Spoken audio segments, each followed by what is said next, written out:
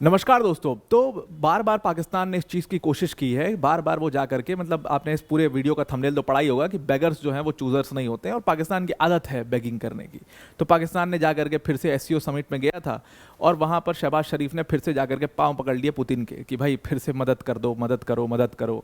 वही वाला काम जो पाकिस्तान हमेशा करता है, जिसके लिए पाकिस्तान जाना जाता है, वही काम उसने करना यहाँ पर भी शुरू कर दिया। और ऐसा पहली बार नहीं हुआ है कि जब पाकिस्तान के किसी लीडर ने रशिया से हेल्प मांगी है। रशिया जब यूएसएसआर हुआ करता था तब से ये कोशिश की जा रही है कि पाकिस्तान द्वारा किसी तरीके से यूएसएसआर से अच्छे रिलेशनशिप बनाए जाएं, रशिया के साथ अच्छे रिलेशनशिप बनाए जाएं। और इसका करने का सिर्फ महज एक कारण है कि बिग बॉयज ग्रुप में ज्वाइन होना चाहता है पाकिस्तान, सिंपल सी बात है। और उसके लिए उसको रशिया सपोर्ट चाहिए। इंडिया कभी आने नहीं देगा। चाइना जो है वो बिल्कुल साइलेंट हो जाता है ऐसी मामलों में, और रशिया से ही उसको सपोर्ट मिल सकता है, इसलिए वो ज्वाइन हो सकता है। तो वही करने की कोशिश पाकिस्तान जो है वो हमेशा कर रहा है। अब यहाँ पर उसने क्या किया कि पुतिन को इसने अप्रोच किया और पुतिन के साथ एक मीटिंग हुई शहबाज शरीफ की, और शहबाज शरीफ ने वहाँ पर भी अपनी बेइज्जती करा ली। शहबाज शरीफ जब भी पता नहीं क्यों पुतिन से मिलता है, वो हमेशा अपनी बेइज्जती क्यों करवा लेता है। यहाँ पर वो एससीओ समिट पर मिला और फिर वही दिक्कत हुई शहबाज शरीफ के साथ जो दिक्कत पुराने टाइम पर हुई थी कि उसको हेडफोन ही लगाने नहीं आ रहा था और पुतिन बगल में, आपको यह तस्वीर दिख रही होगी, पुतिन बैठ करके बगल में हंस रहे थे और वो ऐसे कर दिखा करके उसको कहते कि भाई ये हेडफोन ऐसे नहीं ऐसे लगा ले। तो मतलब ये जो बेइज्जती है शहबाज शरीफ की, खैर उसकी आदत है उन लोग को, शहबाज शरीफ को इस चीज़ की आदत है। अपने देश में भी इतनी बेइज्जती होती है, कभी आसिम मुनीर कर देता है, कभी कोई कर देता है, तो उनके लिए कोई बहुत बड़ी बात नहीं है। पुतिन तो फिर भी बहुत बड़ा लीडर है, तो उससे बेइज्जती कराना कोई बहुत बड़ी बात शहबाज शरीफ के लिए है नहीं, एकदम खुश है। लेकिन यहाँ पर यह समझना बहुत इंपॉर्टेंट है कि आखिर पाकिस्तान बार बार क्यों रशिया को अप्रोच करता है, बार बार क्यों रशिया के साथ अच्छे टाइज बनाने की कोशिश करता है। क्या वो एक काउंटर बैलेंस करने की कोशिश कर रहा है? और यहाँ पर साफ वही दिखाई दे रहा है कि वो इंडिया और रशिया के जो रिलेशंस हैं उसके साथ अपने रिलेशंस भी रशिया के साथ बना करके उसको काउंटर बैलेंस करने की कोशिश लगातार पाकिस्तान करता रहा है। तो पूरा इस आर्टिकल में डिटेल में डिस्कस करेंगे। पुराने समय पर भी जब कोऑपरेशन बनाने की कोशिश, जब रशिया को अप्रोच किया पाकिस्तान ने, क्यों अप्रोच किया, कितने रिलेशनशिप हैं और कितनी दूरी है, वो समझना बहुत ज़रूरी है। और वो इंडिया के लिए कितना घातक साबित हो सकता है, उसको आज हम इस वीडियो के अंदर में समझते हैं। पर वीडियो में आगे बढ़ने से पहले एक बहुत बड़ी अनाउंसमेंट है अनअकैडमी टीम की तरफ से कि देखिए टीचर्स डे था और हम एजुकेटर्स को आपको कुछ ना कुछ गिफ्ट तो देना ही था। बहुत सारे बच्चों ने एजुकेटर से, अपने फेवरेट एजुकेटर से रिक्वेस्ट किया था कि आप हमारी जो फीस है उसको कम कर दीजिए। तो फाइनली दोबारा से जो लोएस्ट प्राइस है यूपीएससी सीएससी की प्रिपरेशन का, उसको अनअकैडमी ने अचीव कर लिया है। 17,999 का प्राइस पर आपको अनअकैडमी का फाउंडेशन बैच मिलेगा, प्लस इसके साथ आपको 12 मंथ्स का फ्री एक्सटेंशन भी यहाँ पर प्रोवाइड किया जाएगा। अनअकैडमी के टॉप एजुकेटर जैसे मृणाल सर, प्रतीक सर, सुदर्शन सर जैसे एजुकेटर्स यहाँ पर आपको इस बैच के अंदर पढ़ा रहे होंगे।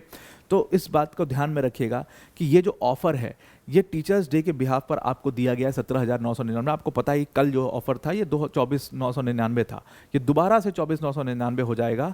इससे पहले कि ये प्राइस दोबारा से बढ़ जाए, लिमिटेड टाइम ऑफर है, इसको आप ज़रूर से ज़रूर अवेल कर लीजिए। डिस्क्रिप्शन में इसकी लिंक हमने दे दी है, उस लिंक पर क्लिक करके आप इस बैच को ज्वाइन कर सकते हो। अनअकैडमी के टॉप एजुकेटर्स मृणाल सर, प्रतीक सर, सुदर्शन सर जैसे एजुकेटर्स आपको यहाँ पर इस बैच के अंदर पढ़ा रहे होंगे। काफ़ी इंटरेस्टिंग ये पूरी जर्नी आपकी यूपीएससी की होने वाली है। और इसके साथ साथ आपको पूरे 1 साल का फ्री एक्सटेंशन यहाँ पर प्रोवाइड किया जा रहा है, जो आपको कहीं नहीं मिल सकता है। तो ये प्राइस ना दोबारा आएगा, ना आप इसको अवेल कर पाओगे, इसलिए अभी इसको अवेल ज़रूर से कर लीजिए। Now coming back to the topic, तो शहबाज शरीफ ने कहा, शहबाज शरीफ आपको पता है कि सारे लीडर्स जो है वो इस टाइम पर रशिया में, वो सारे लीडर जो है वो इस टाइम पर पहुंचे हुए हैं चाइना के अंदर। और चाइना का आज यानी कि वेडनेसडे को चाइना का विक्ट्री परेड है एक्चुअल में। तो ये लीडर्स एक्चुअल में एससीओ समिट के लिए गए थे और एससीओ समिट के जस्ट बाद विक्ट्री परेड थी, इस तरीके से उसको शेड्यूल किया गया था। तो सारे लीडर्स वहाँ पर जुटे, आपने देखा किम जोंग उन भी पहुंचे हैं चाइना में। तो इसी में बेचारा शहबाज शरीफ भी पहुंचा है। हालांकि इसका काम तो कुछ है नहीं वहाँ पर, सारा काम तो आसिम मुनीर देख रहा है, लेकिन शहबाज शरीफ वहाँ पहुंचा है, मरता क्या ना करता। अब खाली आदमी कुछ काम किया कर, कपड़े उधेड़ कर फिर सिया कर। तो शहबाज शरीफ ने सोचा चलो मैं आया हूँ इसी लगे और इससे पुतिन से भी मिल ही लेता हूँ। तो शहबाज शरीफ की मुलाकात यहाँ पर पुतिन से हुई और शहबाज शरीफ ने पुतिन से मिलते पहली लाइन क्या करी, देखिए भारत के बिना ना इस देश का कोई वजूद ही नहीं है। वो बिना भारत का नाम लिए वो कहीं मिल भी नहीं सकते, क्योंकि पहचानेगा ही नहीं कोई, सब यही बोलेगा। जैसे होता है ना कि बड़ा भाई का बड़ा नाम होता है, तो छोटा भाई जो होता है वो बड़े भाई का नाम लेके बोलता है मैं उसका छोटा भाई। तो वही हाल यहाँ पाकिस्तान का है, वो भारत का पड़ोसी, उसकी पहचान है। तो पाकिस्तान ने यहाँ पर पुतिन से बोला कि भाई आपके जो भी रिलेशंस हैं भारत के साथ, मैं उससे बिल्कुल, हम लोग उससे बिल्कुल परफेक्टली फाइन है, हमें कोई दिक्कत नहीं है उससे। और अरे भाई तुम्हें दिक्कत होगी भी तो तुम क्या उखाड़ लोगे रशिया का, या तुम क्या उखाड़ लोगे भारत का। तो खैर उन्होंने कहा कि हम बिल्कुल उससे परफेक्टली फाइन है, लेकिन आप एक बहुत अच्छा रिलेशनशिप हमसे भी बनाइए। अब यहाँ पर दोबारा से पांव पकड़ते शहबाज शरीफ साफ साफ यहाँ पर दिखाई दे रहे हैं। अब देखिए ये सारे लीडर्स एक्चुअल में वहाँ पर एससीओ समिट के लिए गए थे। एक्चुअल में ये सारे लीडर्स जो है एससीओ समिट के बाद उस विक्ट्री परेड में शामिल होने वाले हैं। वो विक्ट्री परेड जो पूरी तरीके से यूएस की जो मिलिट्री पावर है उसके ऊपर एक तमाचा की तरह देखा जा रहा है, क्योंकि वो लीडर्स यहाँ पर आए हुए हैं। किम जोंग उन हो गया, चाइना के जी जिनपिंग हो गए, मतलब चाइना का विक्ट्री परेड है तो ऑब्वियसली वो होंगे, या उसके साथ आप देखोगे तो पुतिन हो गए। ये वो लीडर्स वहाँ पर मौजूद हैं, वो लीडर्स वहाँ पर प्रेजेंट हैं जिन्होंने पूरी तरीके से यूएस को आंख दिखाई है, जिन्होंने पूरी तरीके से रिसेंट डेज में यूएस की बात नहीं मानी है। और ये एक बहुत बड़ा डिफायंस दिख रहा है यूएस का। तो यूएस मिलिट्री शक्ति को नीचा दिखाने के लिए एक तरीके से ये चाइनीज़ मिलिट्री परेड को देखा जा रहा है। ऑल्दो ये होता हर साल है, लेकिन 108वीं उसकी एनिवर्सरी थी आज वेडनेसडे को, 3 तारीख को ये विक्ट्री परेड किया जा रहा है चाइना के अंदर, और ये बहुत बड़ा जवाब है यूएस का। तो उसी विक्ट्री परेड में ये भी पहुंचा हुआ, आसिम मुनी ने पहुंचा हुआ, और तब ये पूरी मीटिंग हुई है।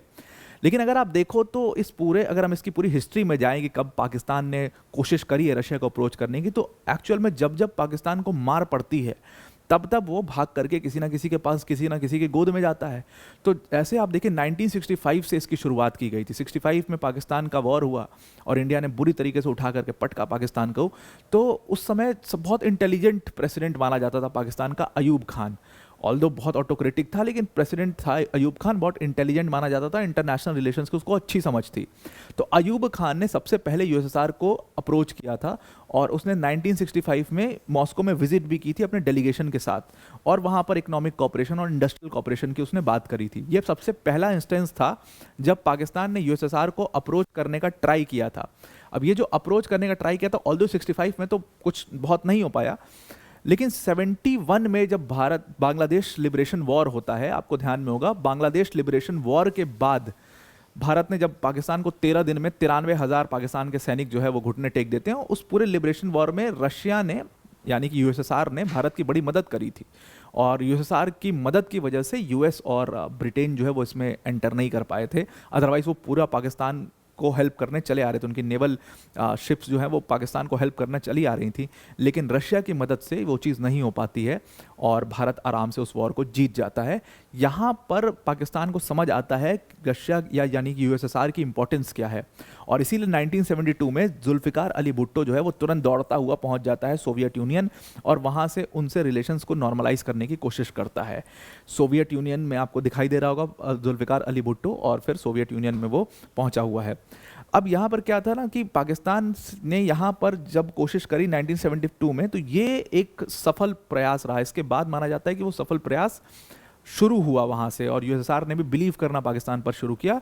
लेकिन इसके बाद जो पूरी घटना है वो बदल जाती है। इसके बाद पूरी तरीके से उसको मठियामेट कर देते हैं, और पूरा अफगानिस्तान एपिसोड होता है। अफगानिस्तान एपिसोड में क्या होता है कि कहा जाता है कि मुजाहिद्स जब पूरा सोवियत यूनियन से लड़ रहे थे, जब सोवियत यूनियन ने अफगानिस्तान पर अटैक किया था, तो मुजाहिद्स को सपोर्ट कहाँ से मिल रहा था? पाकिस्तान से, क्योंकि तुरंत यूएस जो है वो पाकिस्तान में पहुंच जाता है, पाकिस्तान को एक बफर स्टेट की तरह इस्तेमाल करता है, और वहीं से सारी मदद वो मुजाहिद्स तक पहुंचा रहा होता है, और मुजाहिद्स इसीलिए सोवियत यूनियन से लड़ पाते हैं।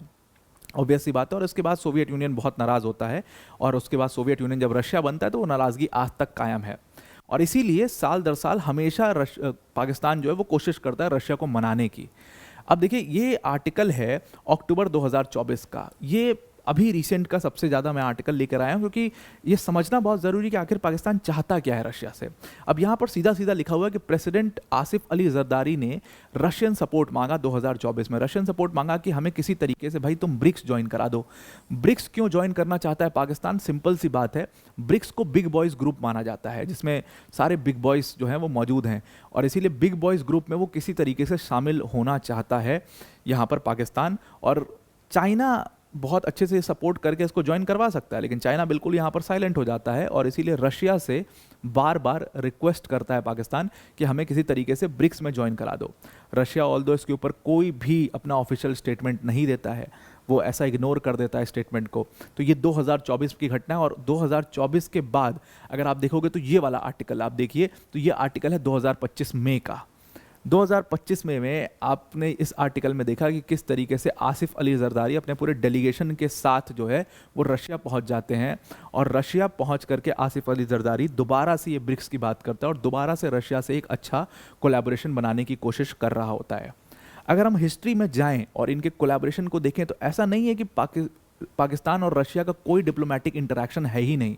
डिप्लोमेटिक इंटरेक्शन है, लेकिन एक बड़ी माकूल दूरी आपको यहाँ पर इस डिप्लोमेटिक इंटरेक्शन के बावजूद दिखाई देगी। जो रिलेशनशिप है, मैंने आपको बताया था कि वो 60s के दौर में रिलेशनशिप शुरू होता है, और ये रिलेशनशिप एक्चुअल में इंडस्ट्रियल प्रोजेक्ट्स में शुरू होता है। आपको पता था कि यूएस भी उस समय पर इंडस्ट्रीज में इन्वेस्ट कर रहा था और यूएसएसआर भी इन्वेस्ट कर रहा था। तो स्टील मिल प्रोजेक्ट में यहाँ पर यूएसएसआर ने पाकिस्तान के अंदर इन्वेस्ट किया था, और उसके बाद फिर अफगानिस्तान एपिसोड जिसके बारे में मैंने आपको बताया। तो पूरा ये 30 साल जो है, 30-40 साल एकदम कुछ भी कोई डिप्लोमेटिक इंटरेक्शन 30-40 साल नहीं हुआ उस घटना की वजह से। उसके बाद फाइनली 2003 में परवेज़ मुशर्रफ जब पाकिस्तान में पावर में आता है, तो मुशर्रफ ने कोशिश करी, मुशर्रफ ने विजिट किया रशिया के अंदर और टाइस को नॉर्मलाइज करने की कोशिश करी, लेकिन कोई ब्रेक थ्रू उस समय भी नहीं मिला अनफॉर्चुनेटली पाकिस्तान को। और फाइनली फिर 2014 में सबसे पहला ब्रेक थ्रू यहाँ पर पाकिस्तान को मिलता है, और एक डिफेंस पैक्ट जो है वो रशिया के साथ ये लोग साइन करते हैं, जॉइंट ड्रिल्स रशिया के साथ करने की कोशिश करते हैं। और उसके बाद फिर एनर्जी की डील होती है, इनकी गैस पाइपलाइन की डील होती है, ऑयल इंपोर्ट की डील होती है, वो सारी चीज़ें पाकिस्तान की होती है। यहाँ तक 2015 से लेकर के आप मान सकते हो 2017-18 तक ये जो डील्स होती हैं, इसके बाद फिर से एकदम ब्लॉकेड आ जाता है। इसके बाद फिर से मामला एकदम जा करके वहाँ पर रुक जाता है। इमरान खान ने ज़रूर कोशिश करी थी जब वो प्राइम मिनिस्टर बना था, लेकिन उसके बाद फिर मामला एकदम बिल्कुल रुक जाता है, और रशिया इससे ज़्यादा दोस्ती पाकिस्तान के साथ नहीं रखना चाहता। उसके बाद आपको लिटरली नदारत है, कुछ नहीं मिलेगा। तो रशिया का बहुत इंस्टांस यहाँ पर सिंपल क्लियर रहा है। बिजनेस की बात जब तक है पाकिस्तान में, बिजनेस वो करता है, लेकिन वो पैसे वैसे लगाने के लिए रशिया बहुत ज़्यादा यहाँ पर मतलब बहुत इंक्लिनेशन रशिया का रहता नहीं है पैसे वैसे लगाने के लिए। तो कितना भी पैर पकड़ लें, लेट जाएं उसके सामने, लेकिन पुतिन बहुत ज़्यादा उस पर ध्यान नहीं देने वाला है। तो उन्होंने दुनिया भर की, शहबाज शरीफ ने तारीफ़ करी, तो पुतिन ने भी यहाँ पर तारीफ़ कर दी कि हाँ भाई बहुत अच्छे हमारे रिलेशनशिप हैं और रिलेशनशिप बहुत अच्छे होते चले जा रहे हैं, और एससीओ जो है वो बहुत इंपॉर्टेंट है। ये सब भाई नॉर्मल बातें जो होती हैं। उसके बाद बात साउथ एशिया पे हुई, अफगानिस्तान के ऊपर हुई, मिडिल ईस्ट के ऊपर हुई, और फिर कोऑपरेशन की बात की गई, मल्टीलैटरल फोरम्स में कोऑपरेशन की। ये सब बात करके पुतिन ने इग्नोर कर दिया पूरी बात को। पुतिन ने मतलब बहुत कोई सीरियस लिया नहीं। अब ये खुद ही बता देता है आपको, देखिए बॉडी लैंग्वेज बहुत कुछ बोलती है, बॉडी लैंग्वेज इंटरनेशनल रिलेशन से बहुत कुछ दिखा देती है। तो अब अगर आप बॉडी लैंग्वेज देखें तो ये जोकर आदमी, जोकर अपना कुछ ना कुछ कर ही देता है। तो सबसे पहले ही उसने मामला यहाँ पर कर दिया कि एससीओ में वो हेडफोन ही नहीं पहन पा रहा, हेडफोन की वजह से उसकी इतनी बेइज्जती हो गई। पुतिन यहाँ पर बगल में हंसते रहे, और उसके बाद देखिए वो हेडफोन करके ऐसे दिखा रहे हैं कि भाई ऐसे नहीं, ऐसे लगा ले इसको, तो ऐसे लगता है, तब जा करके वो लगा पाया। तो ये स्थिति है उसकी। वो मतलब उस आदमी से आप क्या ही सीरियस बात करोगे, खुद ही एकदम जोकर जैसा, उसका पूरा ग्लोबल प्लेटफॉर्म पे उसको जोकर मान लिया जाता है।